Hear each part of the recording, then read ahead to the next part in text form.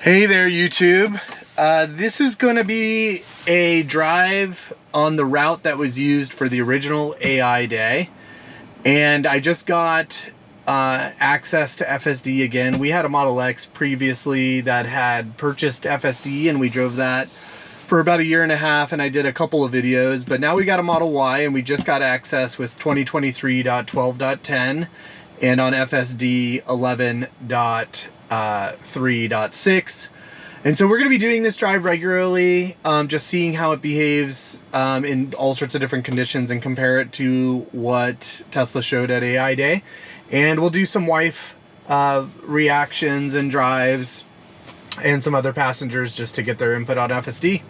So we're going to go ahead and enable full self-driving and see how we do on this route. It's an actually pretty challenging route. Sometimes of the day there's lots of pedestrians because there's a high school right nearby here, and we'll see how it does.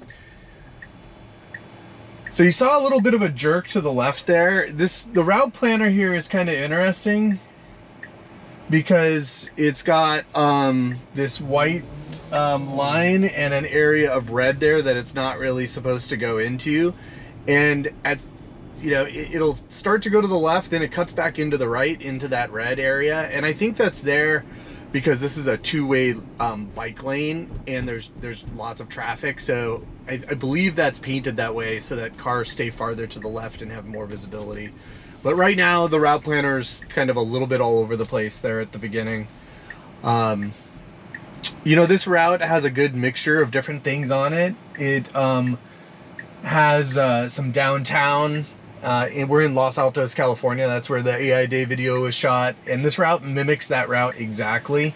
We'll have to do a few destination changes to make sure we do mimic it, but we'll see how it goes. But it goes to downtown. It goes on to a kind of a 45-mile-an-hour kind of expressway for a little bit, and it's got some challenging components, so we'll see how it does today.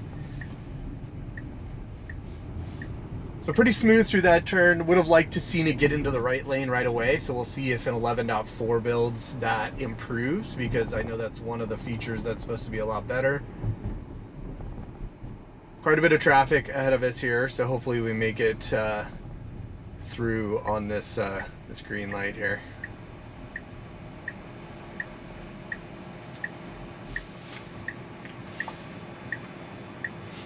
See how many cars we can see in the visualization. Definitely like this visualization a lot better. It's improved over the various betas, but I like it a lot better in the Model Y also because you've got this big screen, whereas in our previous X, the visualization for full self-driving was in the little screen that was here in front of the steering wheel. So just a lot better, much more things that we can see. Now I've seen it does that quite a bit there on this turn where it brakes and it doesn't smoothly get over into the right-hand turn lane. And I would like to see it get over earlier and more smoothly. It happens pretty much every time on that turn. So again, maybe in the next build with better lane selection, that'll be improved a bit, but we'll see. I've actually run this route quite a few times this last week to get my destinations correct. I recorded quite a few videos and then no audio was recorded with them on the GoPro, so major fail there, but figured out what the problem was, and now we'll just do this on a recurring basis in some different conditions with some different passengers, and see how it performs compared to the AI Day video. Always would love your comments and suggestions to what you'd like to see in these videos.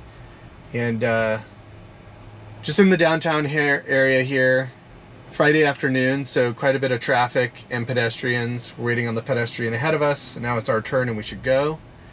And we are a little bit hesitant. I'd like to see also, on FSD's future builds that it's a little bit more aggressive when it goes through stop signs and through intersections, because it can confuse, other drivers. So we'll wait.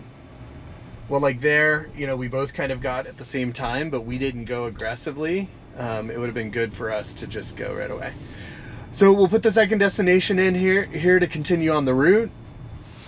One thing I've noticed on this second stoplight here that's red ahead of us, we often stop in the wrong position. I don't think it's going to happen this time because we don't have enough space to go around this truck. It'd be pretty tight to try to go around it. So I don't think the car is going to attempt that. I think we're just going to stay back here. But what I've seen, if there were no cars ahead of us, often it doesn't get positioned in this right-hand turn lane appropriately. It will sit back here. Sometimes it's set on the screen here, stopping for red light. Sometimes it moves up right in front of, right before the crosswalk that's there and just hangs out and waits and doesn't try to go right. So I've seen quite a bit of variable behavior in this right-hand turn lane here. This time, not really applicable because we don't have enough space to like safely go around that truck.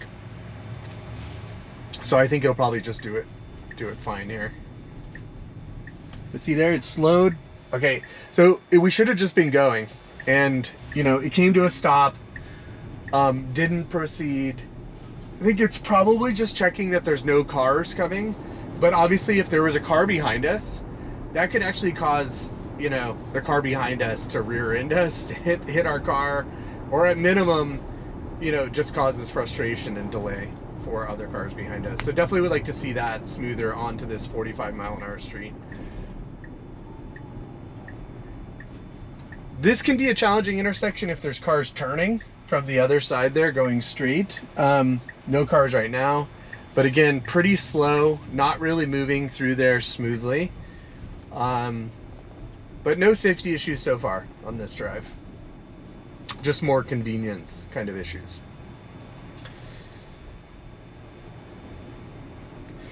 Okay, there's another interesting turn coming up here when we're gonna make this left onto this view street. This is a pretty, not a pretty narrow, it's a narrower street, and the visibility isn't great when you go to turn. So what I've noticed is that the car will come to near a complete stop. Sometimes it goes to like 8 miles an hour, sometimes to 4, sometimes close to 0 before it makes the turn. Just because I think it's looking around the corner. So this time is actually the fastest I've ever seen it at 10 miles an hour.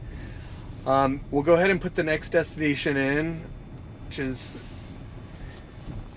gonna take us across this street. We got some pedestrians in the middle of the street here. See what it does. Okay, great.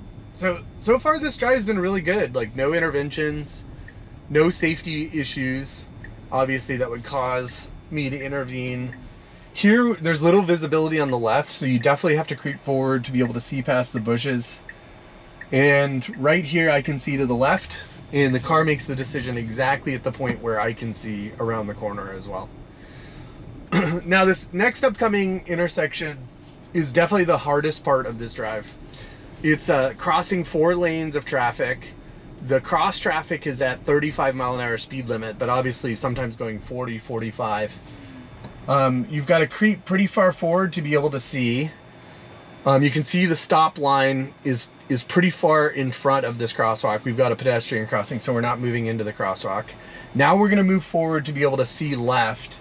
And now we can see cars coming from the left, cars coming from the right, and we should just go. Now it actually did that pretty well. I'd like to see it go faster there actually. It got up to 15. That's the fastest I've seen it do it. That was the simplest scenario we'll probably ever run into at that intersection. Usually there's quite a flood of cars going both directions, and it takes quite a bit of time before there's an opening gap to shoot across the 4 lanes of traffic. So I'm sure in future times we'll run into more challenges. So far as best drive yet, 0 interventions, few positioning, again, few kind of places that it was more of a convenience stop. Now again, this is a place where a human driver, it's a T-junction, there's no stop sign. We're going really slow to creep around and see around the right side this time for the bushes. So I get why it's doing it. I'd like to see the creep be a little bit more fluid and a little bit more fast. I know we're just barely creeping at like 1 mile an hour. For a human, we'd probably go a little bit further, creep a little bit faster to see around that corner. And we're almost done with this loop. I'm going to put in the last destination before we get to the completion of this one. And this will take us back to where we started.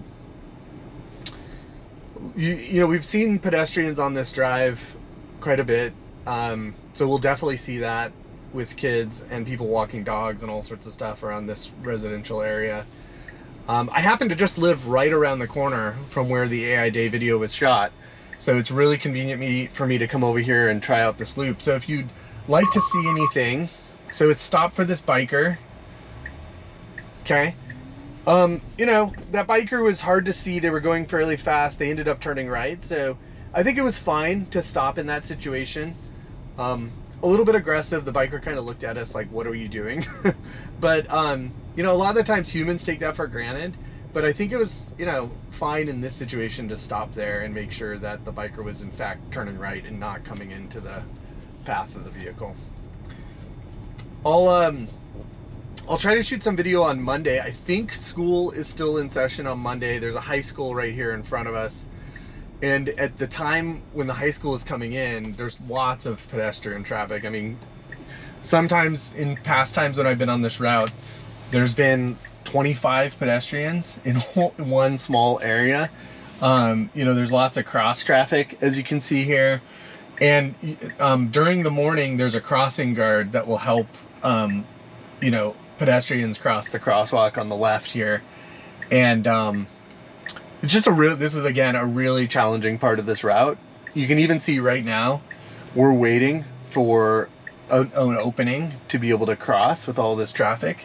In the morning when there's people going to school, even more challenging. With the crossing guard, there's situations where the car will not be able to do what it needs to because the crossing guard will use hand signals to direct cars. And so we'll probably run into that situation if we're able to shoot a video on Monday. So wow, really good drive. I'd have to say compared to a human, there was probably only 3 or 4 things that it did that felt kind of awkward or weird. Like here, hard braking. Okay, so we were just waiting for those pedestrians. There was a car behind us. We weren't going very fast, but pretty hard braking. And the car behind us probably was like, what are you doing? Because there was pedestrians there. So, you know, they're going pretty fast. They're probably going 35 on this 25 street. So, you know, you're going to deal with aggressive drivers. I'll always try to be kind to the people behind us. Wasn't expecting it to brake quite that hard there. But yeah, this is the AI Day test loop. Would love your comments and feedback. If you like the videos, give it a thumbs up. And yeah, I'll also be doing another drive which goes from the Tesla headquarters and does a loop on the freeway, which was another video that Tesla had released. I'm really close to the old Tesla headquarters in Palo Alto, California. So we'll be also doing that drive. I'm going to do it another time or two here and see how it does. We'll be right back.